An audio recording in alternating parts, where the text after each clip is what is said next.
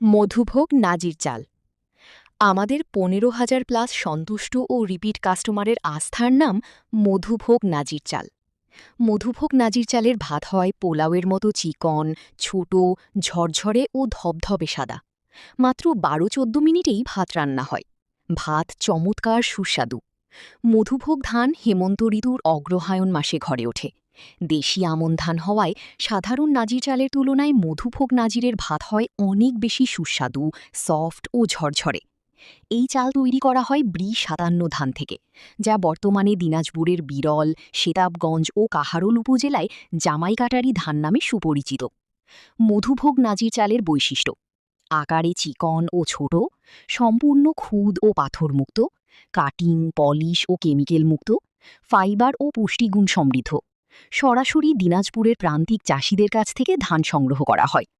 মধুভোগ নাজির চাল অর্ডার করতে ভিজিট করুন www.jannatirice.com। হোয়াটসঅ্যাপে অর্ডার করুন 013236122262।